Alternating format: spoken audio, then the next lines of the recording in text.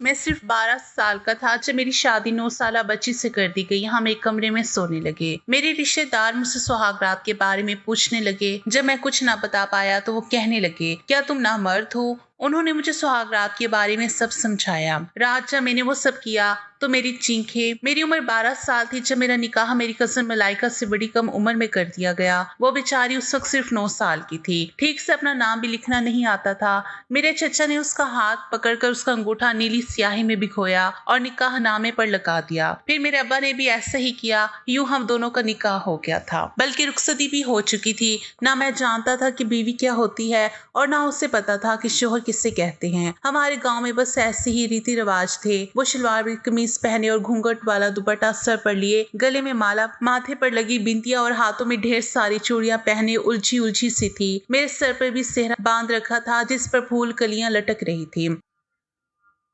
मैं तब कोफत का शिकार था। रुखसती करा के मैं मलाइका को अपने घर ले आया। याद आया मैं तो आपको अपना नाम ही बताना भूल गया। मेरा नाम उमर है। अम्मी बताती है कि जब मलाइका पैदा हुई तभी उसको मेरे नाम कर दिया गया था। बहरहाल रुखसती के वक्त मलाइका ने रोना शुरू कर दिया और कहने लगी, अम्मा को छोड़कर मैं कहीं नहीं जाने वाली। मैं ताई के घर पर नहीं जाऊंगी। मेरी चची कहने लगी कि तुम्हारी शादी हो गई है और शादी के बाद तो हर लड़की को अपने ससुराल जाना होता है। वो कहने लगी, मुझे नहीं जाना कहीं पर भी अम्मा, मैं नहीं जा रही। उसने रोना शुरू कर दिया। ताई ने उसके मुंह पर जो मेकअप किया था वो उसकी आंखों से धुलने लगे।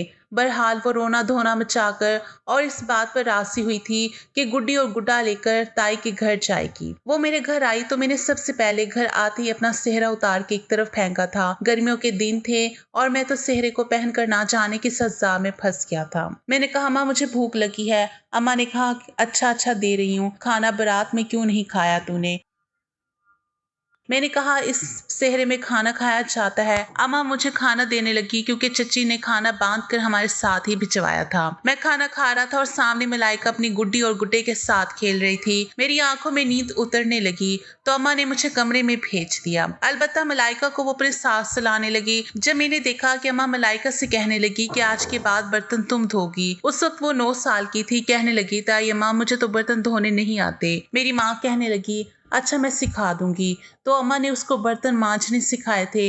ये उसका पहला काम था कि उसने हमारे घर पर करना शुरू किया था। मैं स्कूल पढ़ता था। जब स्कूल गया तो लड़कों ने मेरा बड़ा मजाक उड़ाया। आगे छोटे दूल्हे मियाँ मुझे बड़ी शर्मिंदगी सी महसूस हुई थी।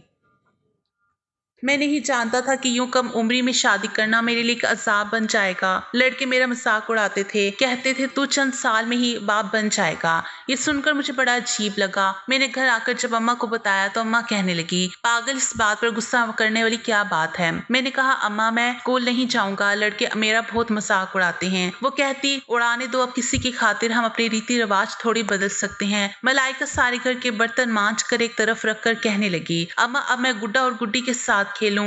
वो कहने लगी, हाँ खेल लो। वक्त यूं ही गुजरने लगा। मेरी मलाइका के साथ बनती नहीं थी। जब भी मैंने उसकी गुड्डी या गुड्डे को हाथ लगाता वो रोने पीटने लग जाती कि तुम तोड़ दोगे, मेरे गुड्डे गुड्डी को हाथ मत लगाओ। मैं उससे कहता कि मुझे भी अपने साथ खेलने दो, लेकिन वो नहीं मानती थी। वक्त यूं ही आगे बढ़ने लगा था कि जब मैंने बचपन से जवानी में कदम रखा तो मेरे जज्बात और सोच बदलने लगी। अपने मुखालिफ जिन्स में मुझे दिलचस्पी होने लगी। मैं 16 साल का हो गया था और मलाइका 14 साल की। अब तो अम्मा के साथ उससे काम करने लगी थी। मैं कुछ लड़कों के साथ उठने बैठने लगा। वो लड़के कुछ आवारा से थे। एक बार मुझसे कहने लगे, तुम तो शादीशुदा हो, चलो ये बताओ बीवी के साथ सुहागरात मनाई है या नहीं? मेरे लिए ये अल्फाज बिल्कुल अनजान थे। मैंने कहा, वो क्या होती है? वो कहने लगे, तुझे ये नहीं पता तो तुमने शादी क्यों की है? मैं कहने लगा कि वो तो मेरे अब्बा ने कर दी थी। मेरे दोस्त कहने लगे, चल आज तुझे आज दिखाते हैं कि शादी के बाद सुहागरात कैसे मनाते हैं। उनकी ये आवाज सुनकर मुझे कुछ हैरत सी हुई। वो मुझे कैसे घर के बाहर ले गए जिस घर में भी कुछ देर पहले ही शादी हुई थी। उन लड़कों ने एक कमरे के सामने खड़े होकर बंद खिड़की को खोला और अंदर का मंजर देखने लगे। कहने लगे, चल अब तू भी देख। मैं उस वक्त कितना बड़ा भी ना था, लेकिन जो मंजर मैंने खिड़की के अंदर देखा मेरे होश उड़ गए थे। मैं फौरन से पीछे हट गया। मैंने कहा, मुझे कुछ नहीं देखना, अब्बा यहाँ आ गया तो मुझे बहुत मारेगा। ये कहकर मैं घर आ गया। लेकिन मेरे वो दोस्त बार बार मुझे बीवी के करीब रहने के लिए उकसाते थे। कहते थे, क्या तू नामर्द है जो तुझे बीवी को देकर कुछ नहीं होता?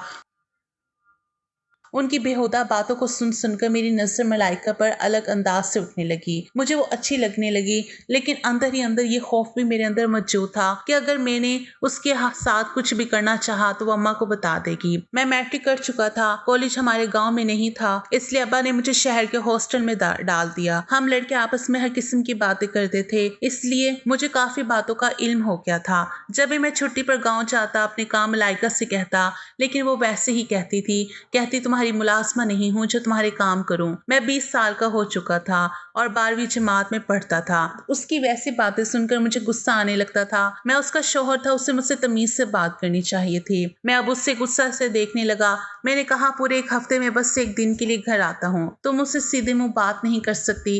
वो कहने लगी कि इतने सारे तुम्हारे धोने वाले कपड़े होते हैं, वो भी इतने गंदे, क्या वहां मजदूरी करते हो? 2 घंटे लगते हैं मुझे सिर्फ तुम्हारे कपड़े हाथ से धोने में। मैंने कहा कोई एहसान तो नहीं करती हो, मुझ पर ये तुम्हारा फर्ज है।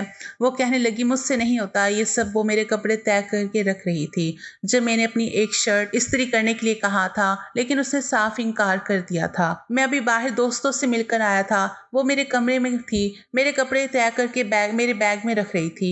मैंने पूछा अम्मा कहाँ है? कहने लगी अम्मा और बाप सब खाला के घर गए हैं। ये सुनकर मेरा दिल अंदर से फिसलने लगा था। मैंने अपने कमरे का दरवाज़ा बंद कर दिया। जैसे ही मैं उसके पास आया, वो अपने काम में मगन थी। उसे गौर से देखने लगा। उसके बाल उसकी कमर तक आने लगे थे। बेनियाज़ी से दुपट्टा उसने गले में पहन रखा था। मैंने उसका हाथ लिया, वो बुरी तरह से चौंकी थी। मैंने कहा दिखाओ अपने हाथ, मेरे कपड़े धोने से तुम्हारे हाथ कितने घस गए हैं। उसने फौरन से अपना हाथ मेरे हाथ से पीछे खींचा था। फिर कमरे का दरवाज़ा बंद देखकर मुझे हैरत से देखने लगी। फिर कहने लगी दरवाज़ा क्यों बंद किया है तुमने? मैंने कहा तुम्हें कुछ बताना था। कहने लगी फिर से उसका हाथ पकड़ा।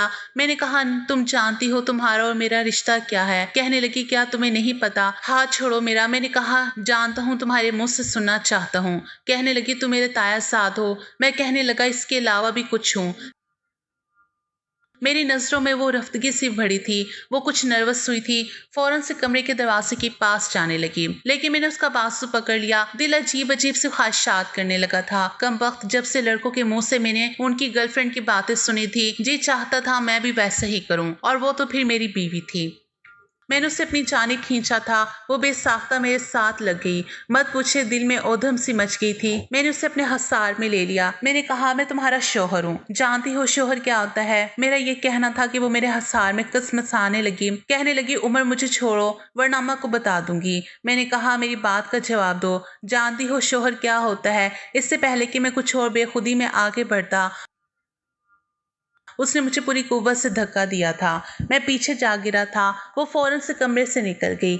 मुझे बड़ा गुस्सा आया था। मैंने कहा मलाइका की बच्ची आज नहीं बचोगी मुझसे, वैसे भी अम्मा घर पर नहीं है। मैं जैसे ही कमरे से बाहर निकला, बाहर का मेन गेट खुला हुआ था। वो शायद बाहर जा चुकी थी। बाहर उसकी सहेलियां थी, शायद वो वहां चली गई थी, लेकिन मुझे बेचैन कर गई थी।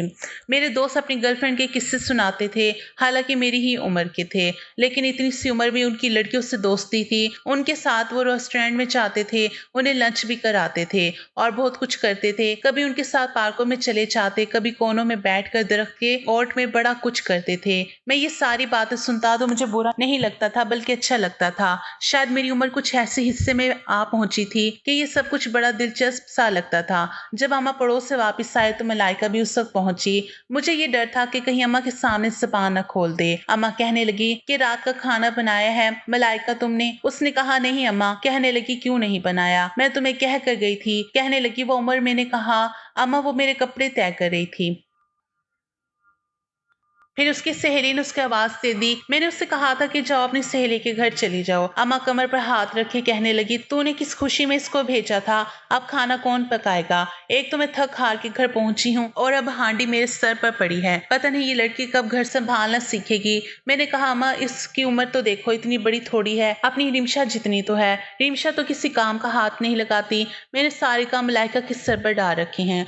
अम्मा कहने लगी तुम इसकी ज्यादा हमदर्दी नहीं करने लगे, ये इस घर की बहू है तो ये सारे काम करेगी ना। बेटियां तो वैसे भी पराई होती हैं। मायके में सुख के 4 दिन गुजार ले, बस वही उनके सुख के दिन होते हैं। ससुराल वाले थोड़े इतने नखरे बर्दाश्त करते हैं। मैंने कहा तो चंद दिन इससे भी इसके मायके भेज दिया करें। मेरा ये कहना था कि मेरी अम्मा मुझे गुस्से से देखने लगी। कहने लगी तुझे हुआ क्या है? तुम्हें ज्यादा अपनी बीवी की हमदर्दी हो रही है। मैंने कहा, मैं वैसे ही बात कर रहा हूँ अम्मा। मलाइका से कहने लगी, चल जल्दी से प्याज, लहसुन और अदरक काट दे। वो जल्दी से सब्जी काटने लगी, बार बार मुझे गुस्से वाली निगाह से देख रही थी। अगले ही रोज मैं हॉस्टल चला गया, लेकिन यह हफ्ता मेरा बड़ा मुश्किल से कटा था। अब की बार मेरे गाँव आने से पहले बहुत सारी कांच की चूड़ियां खरीदी थी। पहली बार मलाइका के लिए कुछ लेकर जा रहा था। जब मैं घर आया तो अम्मा को कढ़ाई वाली शॉल दी, अपनी बहनों को भी चूड़ियां दी। अलबत्ता मलाइका की चूड़ियां मैंने अपने सामान में ही रहने दी। ये सोचा कि उसे अपने हाथ से पहनाऊंगा। अव्वल तो वो मुझे अकेले मुयस्सर ही नहीं थी, हर वक्त किसी न किसी के साथ रहती थी, और अब तो वो मुझसे घबराने लगी थी। जहां मैं होता फौरन वहां से भाग जाती। मैं बस जब भी छुट्टी पर गांव जाता दिन में यही दुआ करता कि अम्मा कहीं आस पड़ोस में किसी के घर चली जाए। एक दिन वो मेरे कपड़े धो रही थी और अम्मा उस वक्त अपने कमरे में लेटी आराम कर रही थी। छोटी बहन भाई गली में खेल रहे थे। जब मैं उसके पास आकर बैठ गया, वो डंडे मार मार कर मेरे कपड़े धो रही थी। मुझे अपने पास बैठा देखा तो कहने लगी, तुम यहाँ क्या कर रहे हो? मैंने कहा, बात सुनो, कपड़े धोने के बाद मेरे कमरे में आना, मैंने तुमसे बहुत जरूरी बात करनी है। कहने लगी, मैं नहीं आऊंगी, तुम बहुत बदतमीज हो। मैंने उससे कहा कि तुम्हारे लिए बहुत खूबसूरत तोहफा लाया हूँ, मेरे कमरे में आओगी तो दिखाऊंगा। कहने लगी, पहले कसम खाओ, जो पहले तुमने किया था वो नहीं करोगे। मैंने कहा, तुम आओ तो सही, नहीं करूंगा। तो वो कहने लगी, कपड़े धोकर आती हूँ। मैंने जब देखा कि वो कुछ नरम पड़ी है तो मैं अपने कमरे में चला गया। कांच की चूड़ियों के साथ में उसके लिए चांदी का एक छल्ला भी लेकर आया था। मैं उसका मुंतजिर था। 1 घंटे के बाद वो आई थी। उसके आधे कपड़े पानी से भीगे हुए थे। शायद कपड़े रस्सी पर डालकर सीधा कमरे में आई थी। कहने लगी, जल्दी जल्दी तोहफा दिखाओ, क्या लाए हो? मुझे रात के लिए हांडी भी चढ़ानी है। अम्मा उठ गई तो बहुत डांटेगी। मैंने कहा, पहले कमरे का दरवाजा बंद करो। कहने लगी, ना बाबा ना, दरवाजा बंद नहीं होगा, ऐसे ही खुला रहेगा। मैं उठा और कमरे का दरवाजा बंद कर दिया। मैंने कहा, अगर अम्मा ने देख लिया तो गजब हो जाएगा। मैं कमरे का दरवाजा बंद करने के बाद अलमारी की तरफ चला गया। अलमारी से कांच की चूड़ियां निकाली और चांदी का छल्ला निकाला। सुर्ख रंग के कांच की चूड़ियां देखकर उसकी आंखें चमकी थी। मैंने अपने दोस्तों से सुन रखा था कि लड़कियों के लिए तोहफा लेकर जाओ तो बदले में वो बड़ा कुछ करने की इजाजत दे देती है। वो कहने लगी, उमर ये तो बहुत प्यारी है, क्या सच में तुम मेरे लिए लाए हो? मैंने कहा, हाँ, तुम्हारे लिए ही लाया हूँ, और हर बार तुम्हारे लिए ऐसे ही तोहफा लाऊंगा। इससे पहले कि वो चूड़ियां पहनती, मैंने उसके हाथ में वो चूड़ियां खुद पहनाई, चांदी का छल्ला भी पहनाया। वो बार बार चूड़ियां खनखनाती हुई बड़ी खुश थी। कहने लगी, तुम बहुत अच्छे हो। उमर, पहली बार उसके मुंह से मैंने अपनी तारीफ सुनी थी। इससे पहले कि मैं कोई बात करता, अम्मा उसे आवाज देने लगी। अम्मा की आवाज सुनकर तो जैसे उसकी रंगत फीकी पड़ चुकी थी। फौरन से कमरे से बाहर निकली। रात को बर्तन धोए। जब उसके हाथ में चूड़ियां खनक रही थी, उसके चेहरे पर बड़ी दिल फरेब मुस्कुराहट थी। बार बार मुझे देखकर मुस्कुरा रही थी। अम्मा कहने लगी कि इतनी ढेर सारी चूड़ियां तुम्हारे पास कहाँ से आई? उससे पहले कि वो कुछ कहती, मैंने कहा, अम्मा मैं लेकर आया था। मेरी बात सुनकर अम्मा और अब्बा दोनों ने मुझे देखा था। कहने लगी, तू कब लेकर आया और क्यों लेकर आया? मैं रिमशा के लिए भी तो लाया था, आपके लिए भी चादर लेकर आया था, कढ़ाई वाली, तो जब आपने एतराज नहीं किया। अब्बा कहने लगे, हाँ हाँ अच्छा किया। फिर कहने लगी, तेरी पढ़ाई कब खत्म होगी? मैंने कहा, बस 2 साल में। वो कहने लगे, बस जैसे ही तेरी पढ़ाई खत्म होगी हम तेरी रुखसती करवा देंगे। ये सुनकर मैं दिल ही दिल में बहुत खुश था। अम्मा कहने लगी, ऐसे कैसे करा देंगे? अरे जब तक अच्छी सी नौकरी नहीं मिल जाती ऐसा कुछ नहीं करना। शादी कोई खेल थोड़ी है, जिम्मेदारी होती है। अभी तो इसके अपने बहन भाई छोटे छोटे हैं, इन सब का सहारा भी बनना है। आखिर इतना खर्च करके हम तालीम क्यों दिलवा रहे हैं? मेरे वालिद कहने लगे, कल को अपने मुंह से कहेगा तो क्या अच्छा लगेगा? हो जाएगा सब कुछ, अभी भी तो पूरा हो रहा है ना। लेकिन मेरी अम्मा कहने लगी, अभी मैं 5 साल तक कोई रुखसती नहीं करवाऊंगी। जब तक नौकरी ना कर ले, पैसा ना जमा कर ले, तब तक कोई रुखसती नहीं होगी। मैं चुप सा हो गया। अम्मा भी अपने कमरे में जाकर लेट गई थी। बस एक मलाइका थी जिसके काम कभी खत्म ही नहीं होते थे।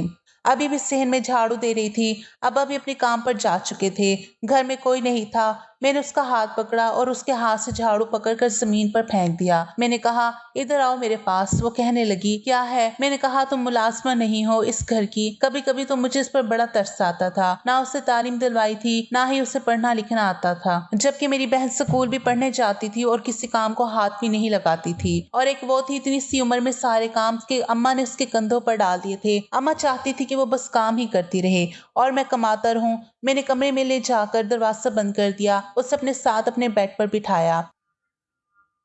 मैंने कहा, मुंह में ज़बान नहीं है तुम्हारे, चुपचाप सारे काम करती हो, कभी कभी अम्मा को मना कर दिया करो। कहने लगी, मैं नहीं मना कर सकती क्योंकि उनको गुस्सा आ जाता है। मैंने कहा, तो कहने लगी, उमर मैं ऐसा नहीं कर सकती। ये कहने के बाद उसकी आंखों में नमी उतरी थी। मैंने कहा, क्या बात है, मुझे बताओ। मलाइका ने अपना बाजू ऊपर किया। उसके हाथ पर जख्म का निशान था। मैंने कहा, ये क्या है? कहने लगी, ताई अम्मा ने गरम गरम चिमटा लगाया था क्योंकि रोटियां जल गई थी। ये देखकर मेरा दिल अंदर से काम कर रह गया था। उसके बाद वो रोने लगी। मुझे अपनी माँ पर बेहताशा गुस्सा आया था। मैंने अपने हाथों से उसके आंसू साफ किए। मैंने कहा कि तुमने अब्बा को नहीं बताया। कहने लगी, ताई अम्मा मेरी जान निकाल देंगी। कहती हैं कि ढंग से काम सीखो। मैं करती तो हूँ सब ढंग से, अब मुझसे नहीं होता तो क्या करूँ। मैंने कहा कि ऐसा करो, अपने कमरे में जाओ, जाके अपने कपड़े बैग करो। शहर जाने से पहले मैं तुम्हें चची के घर छोड़ आऊंगा और अब्बा से भी कह दूंगा कि 8 दिन तुम्हें लेने नहीं जाएंगे। कहने लगी, सच में उमर, तुम मेरी अम्मा के घर मुझे छोड़ने जाओगे? मैंने कहा, हाँ, क्यों नहीं छोड़ूंगा, चलो जाओ अपने कपड़े रखो। वो बड़ी खुश थी। जैसे ही उसने कपड़े पैक किए, मैं भी अपना बैग तैयार कर चुका था। अम्मा उठकर बाहर आई। कहने लगी, अभी तक सेहन में झाड़ू नहीं दिया। मैंने कहा, अम्मा मैं इसको चाची के घर छोड़ने जा रहा हूँ और 8 दिन ये वहीं रहेगी। अम्मा कहने लगी, तुम कौन होते हो फैसला करने वाले? मैंने कहा, इसका शोहर, मुझे हक है इस बारे में फैसला करने का। अम्मा कहने लगी, तुझे जूतियां लगाऊंगी, सारा बड़ापन तुम्हारा खत्म हो जाएगा। मैंने कहा, अब्बा से मैं बात कर चुका हूँ, उन्हें कोई एतराज नहीं है। कहने लगी कि तुम्हें इतनी हमदर्दी का बुखार क्यों चढ़ रहा है? सब जानती हूँ मैं कौन से जज्बात तुम्हारे अंदर उबाल पैदा कर रहे हैं। मैंने कहा, कोई भी जज्बात नाजायज नहीं है और आप ही के पैदा किए हुए हैं। कहने लगी, मैं तो इससे बड़ा सीधा साधा समझती थी, बड़ी तेज निकली है ये तो। मुझे इसने कुछ नहीं कहा। मैं अंधा नहीं हूँ, मुझे नजर आता है। क्या ये हमारी रिमशा से भी 3 महीने छोटी नहीं है? आपने सारे काम की जिम्मेदारी इस पर डाल रखी है। क्या ये इंसान नहीं है? इसे आराम की जरूरत नहीं है क्या? अम्मा कहने लगी, जाओ, जहाँ जी चाहे छोड़ाओ और लेकर भी खुद आना। मैं नहीं जाऊंगी इससे लेने। मैंने कहा, मत जाइएगा, मैं शहर से वापस आऊंगा तो इसको लेता आऊंगा। चलो मलाइका, मैं इससे बाहर लेके आ। उस वक्त सर्दियों की इब्तिदा थी, सूरज की तपिश भी नहीं थी, मौसम बहुत अच्छा था। मैं उसे पहले बाग में ले गया, अपना और उसका सामान एक तरफ रखा। बाग में किन्नू के दरख्त लगे हुए थे, लेकिन सब कच्चे थे, कोई कोई फल पका हुआ था। वो कहने लगी, कितनी खूबसूरत जगह है ये। मैंने कहा, हाँ। तो कहने लगी, मुझे दरख्त से वो पीले रंग का कीनू उतार दो। मैंने उसकी फरमाइश पर दरख्त पर चढ़कर कीनू उतार कर उसको दिए तो वो बेहद खुश थी। कहने लगी, तुम बहुत अच्छे हो, बहुत ज्यादा मेरा ख्याल रखते हो, मेरी खातिर अम्मा से भी उलझते हो। मैंने कहा, लेकिन तुम अच्छी नहीं हो। मेरी बात सुनकर वो मुझे देखने लगी। कहने लगी, मैंने क्या किया है? मैंने कहा, मेरा ख्याल नहीं रखती। कहने लगी, झूठ मत बोलो, तुम्हारे सारे कपड़े अपने हाथों से धोती हूँ। मैंने कहा, वो तो सबके धोती हो। कहने लगी, तुम्हारे कपड़े इस्त्री भी करती हूँ, तुम्हारा सामान भी तय करती हूँ, तुम्हारे लिए सब कुछ तो करती हूँ। मैंने कहा, ये सब नहीं, कुछ और करोगी? वो बोली, और क्या करूँ? मैं उसे एक दरख्त के पीछे ले गया। उस वक्त वहां पर कोई भी नहीं था। मैंने कहा कि अगर तुमसे कुछ मांगो तो क्या दोगी? कहने लगी, क्या? मेरे पास ऐसा कुछ नहीं है। मैंने कहा, बहुत कुछ है। मैंने अपना हाथ उसकी तरफ बढ़ा दिया। मैंने कहा कि इस पर अपने होठों का लम्स दे दो। मेरी फरमाइश पर उसके चेहरे की रंगत उड़ी थी। मैंने कहा, बस इतनी मोहब्बत है तुम्हें मुझसे? कहने लगी, मुझे ये सब अच्छा नहीं लगता। मैंने कहा, मुझे तो बहुत अच्छा लगता है, मेरे 8 दिन अच्छे गुजर जाएंगे। वो जल्दी से अपना सामान के पास आ गई। कहने लगी, तुम्हें देर हो रही है, मुझे अम्मा के घर छोड़कर तुम्हें जाना भी तो है। मैंने कहा, जाना था, अगली बार तुम्हारे लिए एक और कीमती तोहफा लाऊंगा, लेकिन बदले में तुम मुझे क्या दोगी? ये कहते हुए मैंने उसका हाथ पकड़ा और उसका हाथ अपने होंठों पर लगा दिया। उसने फौरन से अपना हाथ पीछे हटाया। मैंने कहा, मेरे इस तोहफे को हमेशा याद रखना। 8 दिन बहुत अच्छे गुजरेंगे तुम्हारे। वो बेहद नर्वस हो रही थी। मैंने कहा, सुनो, मेरे बारे में सोचती हो? उसने नहीं में सर हिला दिया। मैंने कहा, सोचा करो, क्योंकि मैं तुम्हारे बारे में बहुत कुछ सोचने लगा हूँ। मेरे पेपर्स होने वाले थे, पूरे 2 महीने में गाँव में नहीं आ सकता था। मैंने चची के घर उसको छोड़ा तो चची बहुत खुश थी, बार बार मेरे सर की बलाई ले रही थी। कहने लगी, जब भी मैं भाभी से कहती हूँ मलाइका को 2 दिन के लिए भेज दें तो कहती है उमर ने मना किया है। सालों ही गुजर जाते हैं, घड़ी दो घड़ी ये बस भाभी के साथ ही आती है और मिलके चली जाती है। मैंने कहा, अब आप इसे रखें, 8 दिन के बाद अब्बा आकर ले जाएंगे। चची बहुत खुश थी और उसके बहन भाई भी उसके साथ लग गए थे, लेकिन वो मुझे देख रही थी, मुस्कुरा भी रही थी। लेकिन मैं नहीं जानता था कि जब मैं आऊंगा तो मेरी मलाइका मुझे एक रोज ऐसे मिलेगी। मैं उससे मुस्कुराता छोड़कर गया था। अपने इम्तिहानात के चक्कर में बस रात को ही कुछ फुर्सत मिलती थी। आंखें बंद करता तो मलाइका का मुस्कुराता हुआ चेहरा नजर आने लगता। मैं बड़ी बेचैनी से गांव जाने के लिए तैयार था। उस बार तो मैंने उसके लिए सुर्ख रंग का जोड़ा खरीदा था, लेकिन ये नहीं पता था कि इस बार जब मैं हॉस्टल से वापस आया तो मेरी खुशी का कोई ठिकाना नहीं था। मेरी बात बात पर मलाइका को याद करके मुस्कुराने को जी चाहता था। मैंने पेपर्स दिए और उसके बाद मुझे छुट्टियां हो गई। मैंने खुशी खुशी अपना सामान पैक किया और इस बार मुझे पहले से भी ज्यादा मलाइका से मिलने की खुशी थी। सोचा यकीनन इस बार वो मेरी मोहब्बत का जवाब मोहब्बत से देगी। मगर जब मैं घर गया मुझे दरवाजे के बाहर ही रोने की आवाज से आ रही थी। मैंने दरवाजा खटखटाया तो दरवाजा मेरी माँ ने खोला था। वो बेहताशा रो रही थी। मुझे देखकर मेरे साथ लग गई और कहने लगी, हम बर्बाद हो गए, हम लोग लुट गए। मैंने कहा, हुआ क्या है अम्मा? वो कहने लगी, अरे तेरी बीवी भाग गई है। ये सुनकर मुझे ऐसा लगा जैसे किसी ने मेरे पाँव के नीचे से जमीन खींच ली हो। मैंने कहा, अम्मा आप होश में तो हैं, भला वो कहाँ जा सकती है? अम्मा कहने लगी, मुझे क्या पता कौन से आशिक पाल रखे थे। मैं कहती थी ना आजादी ना दे, लेकिन तू उसे मायके छोड़ आया। एक हफ्ते बाद तुम्हारा बाप उसे वापस लेकर आया था। तब से ही उसके तेवर मुझे अच्छे नहीं लग रहे थे। हर वक्त छत पर ही चढ़ी रहती थी।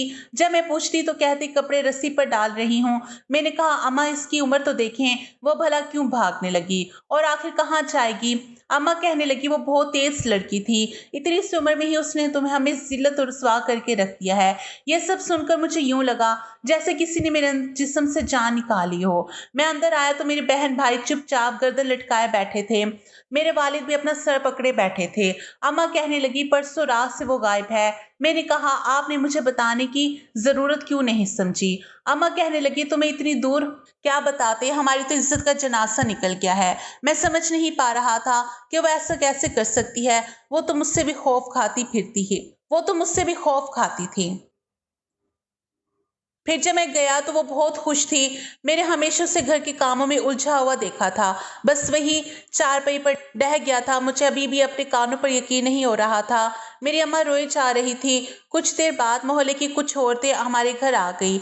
मलाइका को बुरा भला कहने लगी कि इतनी कम उम्र में उसने इतना बड़ा काम कर दिया। हम तो उस लड़की को बड़ा सीधा सादा और नेक समझते थे। वो तो सर से दुपट्टा नहीं उतारती थी। आप देखो तो कैसे घटिया निकली है। मगर मेरा दिल इस बात पर आमादा ही नहीं था कि वो घर से भाग सकती है। वो तो ऐसी नहीं थी। मेरा उसके हाथ पकड़ने पर वो बदहवास सोने लगती थी। मेरी माँ से पूछे बिना तो वो अपने घर में भी नहीं जाती थी। फिर यूं घर से कैसे भाग सकती थी? मैं सोचने लगा कि ये सच नहीं हो सकता।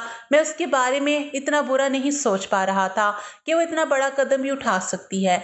मेरी आंखों के सामने भी उसका मुस्कुराता हुआ चेहरा घूम रहा था कि जब मैंने आखिरी बार उससे देखा था। कुछ ही देर बाद चची भी आ गई और रोने पीटने लगी। मेरी अम्मा चची से कहने लगी, तुम्हारी बेटी ने तो हमारी इज्जत का जनाजा निकाल दिया है, अब तुम क्यों पीन करने आ गई हो? चची रोते हुए कहने लगी, वैसी बिल्कुल नहीं थी, वैसा कर ही नहीं सकती। मेरी बच्ची इतना बड़ा कदम उठा ही नहीं सकती। वो तो पानी तक आपसे पूछकर पीती थी। मगर मेरी अम्मा आगे से कहने लगी, ये बस दिखावे की बातें थी। इतनी लंबी जबान थी तुम्हारी बेटी की, वो तो मैं ही थी कि सब बर्दाश्त कर लेती थी। इसलिए अपना समझ कर कभी उसके ऐप पर भी नजर नहीं डाली। मुझ पर तो वैसे ही कोई क्यामत टूट गई थी। ये कोई छोटी बात तो नहीं थी। घर में भी जो भी आता सो बातें करके चला जाता। मेरी चची रो धोकर वापिस अपने घर चली गई। मलाइका वो गायब हुए 4 दिन गुजर गए और ये 4 दिन मैंने बड़ी मुश्किल से गुजारे थे। किसी की बात पर यकीन नहीं कर पा रहा था। 5वें रोज सुबह हमारे घर के दरवाजे पर दस्तक हुई। वो सुबह के 4 बजे का टाइम था। सब सो रहे थे, बस मैं ही जाग रहा था और सहन में रखी चारपाई पर ही लेटा था। दस्तक बड़ी आहिस्ता सी हुई थी। मैंने उठकर जैसे ही दरवाजा खोला तो सामने मलाइका खड़ी थी। उसने काले रंग की चादर चेहरे पर लिपेट रखी थी। उसे देखते ही मुझे यकीन आ रहा था कि वो मेरे सामने है। मैंने फौरन सवाल किया, कहाँ थी तुम इतने दिनों से? मेरे पूछने पर वो डगमगाते कदमों से अंदर आई और फिर वहीं गिरकर बेहोश होगी। मैं मलाइका मलाइका कहकर उसे जगाने लगा। मेरी बुलंद आवाज सुनकर मेरी वालदा, वालिद और बहन भाई भी बाहर आ गए। मलाइका को यूं बेहोश देखकर पहले तो सब हैरान हुए। फिर मेरी अम्मा कहने लगी, आ गई है तुम मुंह काला कराकर। मैंने अपनी बहन से कहा कि ठंडा पानी लेकर आओ। जैसे ही वो पानी लेकर आई, मैंने ठंडे पानी के छींटे उसके मुंह पर मारने शुरू किए, लेकिन वो बेसुध लेटी रही। मैंने उसे अपनी गोद में भरा और अपने कमरे में जाकर लिटा दिया। मेरी अम्मा गुस्से से कहने लगी, जब ये होश में आए तो तलाक देकर इसे घर से निकाल देना। ऐसी लड़की को मैं अपने घर पर नहीं रखूंगी। मैंने कहा, अम्मा पहले आप इसे होश में आने तो दें, तो मैं इसे पूछूंगा कि इसके साथ क्या हुआ था। मेरी बात सुनकर मेरी अम्मा कहने लगी, पूछना क्या है, अरे तुम अंधे हो, ये अपने आशिक के साथ मुंह काला करवा कर आई है। मैं तो ये सोच रही थी कि इसकी यहाँ पर दोबारा आने की हिम्मत कैसे हुई। मेरे माँ बाप गुस्से में थे और मेरे वालिद भी कहने लगे कि हम इस लड़की को अपने घर में नहीं रखेंगे। मैंने उनसे कहा कि जब तक मैं मलाइका से असल हकीकत ना जानूं, मैं तब तक कुछ भी नहीं करूंगा। मेरी अम्मा कहने लगी, अरे तुझ पर कौन सा भूत सवार है इस लड़की का। अरे कोई शादीशुदा लड़की ही हो, बच्चों की माँ ही क्यों ना हो, उससे लोग कबूल कर लेते हैं, मगर जो औरत ऐसी बदकारी करे तो मर्द कबूल नहीं करता। इसकी झूठी कहानी सुनकर इस पर भरोसा करेगा। मैंने कहा, बात इससे करनी पड़ेगी, ये कोई गाय बैल या बकरी नहीं है, बल्कि मेरी बीवी है। इस बात पर माँ गुस्से से मुझे बुरा भला कहने लगी, मगर मैंने कोई जवाब नहीं दिया।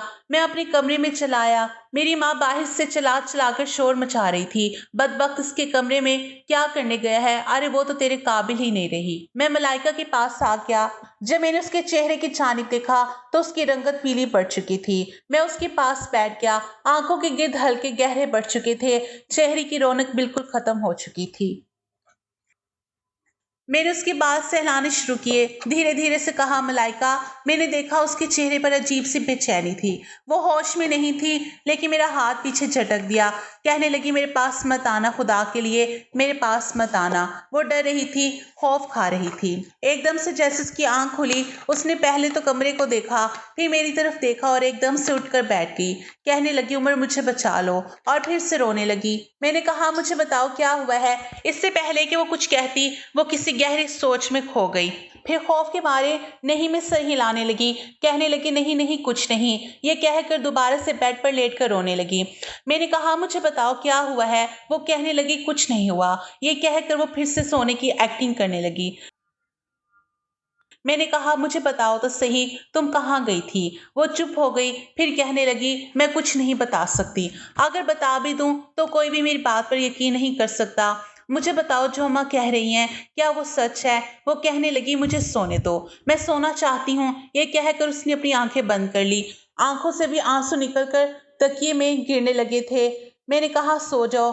कुछ ही देर में वो सो चुकी थी, लेकिन मुझे नींद नहीं आ रही थी। मुझे कैसे नींद आ सकती थी। मैं तो उसके लिए मेहरून रंग का खूबसूरत सा लिबास लेकर आया था, चूड़ियां लेकर आया था, और इस बार तो उसके लिए मेकअप भी लेकर आया था। बहुत कुछ सोच कर आया था कि आते ही अब्बू से कहूंगा कि मेरी रुखसती करवा दे, क्योंकि मैं बीए कर चुका हूँ और कोई नौकरी भी कर लूंगा और साथ ही साथ तालीम का सिलसिला भी जारी रखूंगा। लेकिन ये नहीं जानता था कि यहाँ आते ही मेरे सर पर यह क्यामत टूट पड़ेगी। मलाइका को वही सोता छोड़कर कमरे से बाहर आ गया। बाहर आकर अपनी चारपाई पर लेट गया, आसमान की तरफ देखने लगा। अचानक मेरी आंख लग गई और सुबह जब मैं उठा तो शोर की आवाज से उठा था। मेरी माँ मलाइका का बाजू पकड़े उसे धक्के देकर घर से बाहर निकाल रही थी। मैं उठकर बैठ गया। मैंने अम्मा के हाथ से उसका बाजू छुड़वाया। वो मेरे बिल्कुल पीछे छुप कर रोने लगी। अम्मा कहने लगी, यहाँ नहीं रह सकती, इसको घर से बाहर निकालो। मैं इस बदनामी की पोटली को अपने घर पर नहीं रखूंगी। मैंने कहा, अभी तक इसने मुझे सच नहीं बताया, मुझे पहले से सच जानना है और फिर ही कोई फैसला करूंगा। मेरी माँ कहने लगी, तेरा तो दिमाग खराब हो गया है। लेकिन हमारा दिमाग खराब नहीं हुआ। अरे 4 दिन के बाद ये घर आई है अपने आशिक के साथ मुंह काला करवाकर। शोर की आवाज सुनकर मोहल्ले की औरतें भी हमारे घर के अंदर आ गई थी। मलाइका को लेकर सबकी नजरों में अजीब तरह के सवाल थे। मैंने कहा, मलाइका बताओ, तुम कहाँ गई थी। क्या तुम किसी और से मोहब्बत करती थी, किसी और के साथ भाग कर गई थी। वो बिल्कुल गुमसुम खड़ी थी। मेरे बार बार पूछने पर भी वो कोई जवाब नहीं दे पा रही थी और उसकी ये चुप मुझे अंदर ही अंदर खाए जा रही थी। मैंने कहा, मलाइका मैं पूछ रहा हूँ कुछ तुमसे, बताओ मुझे क्यों कुछ बोल नहीं रही हो। वो मेरे सामने हाथ जोड़कर कहने लगी, मुझे माफ कर दो, खुदा के लिए मुझे घर से मत निकालो, मुझे कोई कबूल नहीं करेगा। मेरी माँ कहने लगी, अरे तू रखने के काबिल भी नहीं, जब गलियों में धक्के खाएगी तो तुझे पता चलेगा कि तुमने क्या गुनाह किया है। लोग तुझे पत्थर मारेंगे तो तुझे पता चलेगा कि जो गुनाह तूने किया है वो इतना छोटा नहीं है, वो कितना बड़ा गुनाह है। चल निकल यहाँ से। इससे पहले कि मेरी माँ फिर से उसे घर से निकाल दे, मैंने उसका हाथ पकड़ लिया। मेरा दिल अभी भी नहीं मान रहा था। उसके चेहरे की तरफ देखकर ऐसा लगता था जैसे किसी ने उसकी जुबान पर चुप लगा दी हो। उसकी आंखों में बहुत कुछ था, कुछ बहुत दर्दनाक दास्तान थी जो वो सबसे छुपा रही थी। मेरी अम्मा कहने लगी, देख बेटा, इसको तो अब गांव वाले यहाँ नहीं रहने देंगे। अगर तू इसका साथ देगा तो याद रख, इसके साथ साथ तुझे भी गांव वाले गांव से निकाल देंगे। मैंने कहा, मगर कोई भी फैसला करने से पहले इससे पूछ तो लेना चाहिए। मेरी अम्मा कहने लगी, अरे पूछना क्या है इससे, ये तुझसे माफी मांग रही है, इसका मतलब यही है कि ये गुनाह करके आई है। मैंने कहा, अम्मा आप सबके सामने तो यही कहेगी ना। अभी मेरी बात मुकम्मल भी नहीं हुई थी कि उसी वक्त गांव के चौधरी और सरपंच भी हमारे घर पहुंच गए थे और रफ्ता रफ्ता लोग और इकट्ठे होते गए। आधा गांव हमारे घर के सहन में बैठा था। मलाइका की जिंदगी और किस्मत का फैसला करने के लिए सरपंच कहने लगा, हम ऐसी बदकार लड़की को अपने गाँव में नहीं रखेंगे। वो मेरे वालिद से कहने लगा, अपने बेटे को बोलो कि इससे तलाक दे दे, फिर हम इसका मुंह काला करके इसे गांव से हमेशा के लिए निकाल देंगे। मैं चुपचाप खड़ा तमाशा देख रहा था।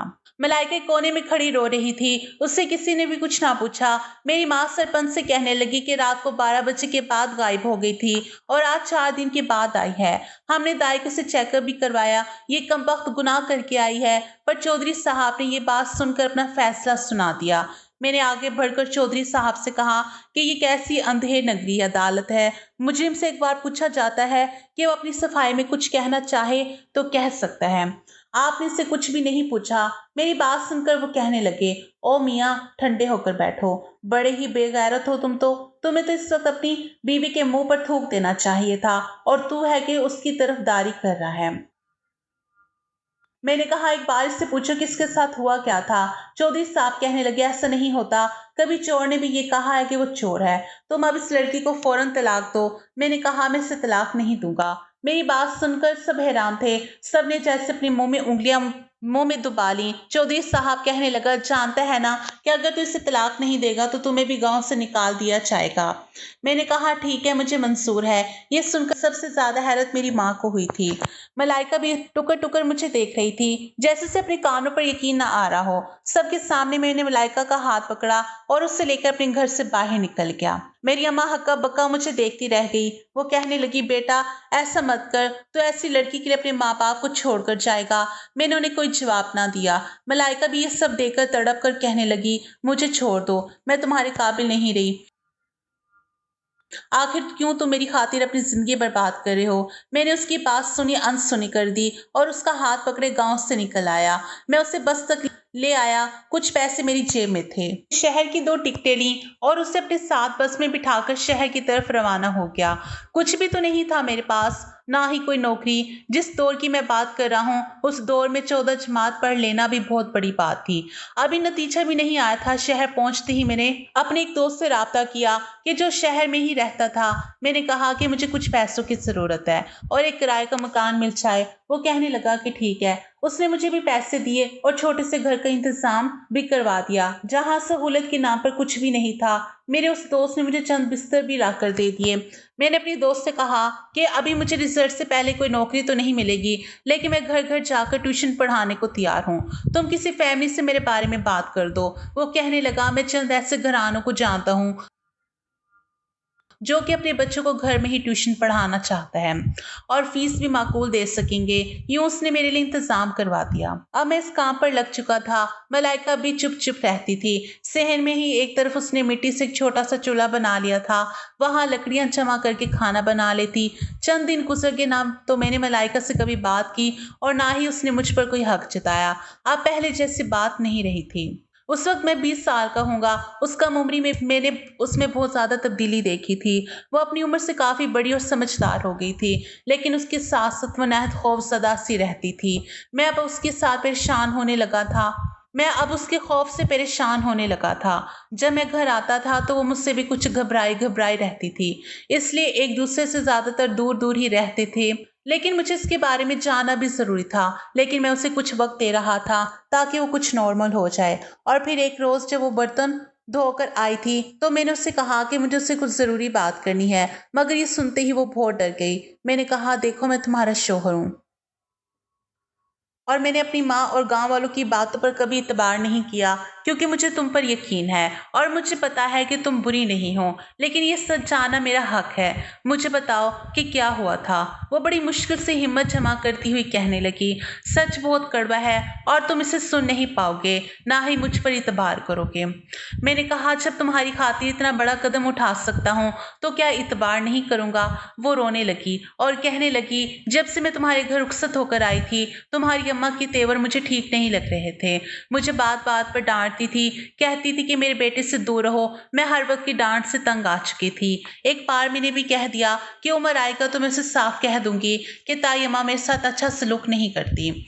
यह सुनकर ताई अम्मा और मुझे बुरा भला कहने लगी। उन्होंने मेरे मुंह पर थप्पड़ मार दिया। मैंने रोते हुए भी यही कहा कि मैं उम्र को सब बता दूंगी। एक बार एक पड़ोसन आई और ताई अम्मा से कहने लगी, मेरी बहू यूं ही जबान चलाती थी। मैं पीर बाबा के आस्थाने पर गई तो उन्होंने ऐसा तावीज़ दिया कि मेरी बहू मेरे आगे ज़बान चलाना तो दूर की बात, अब आगे सर भी नहीं उठा सकती।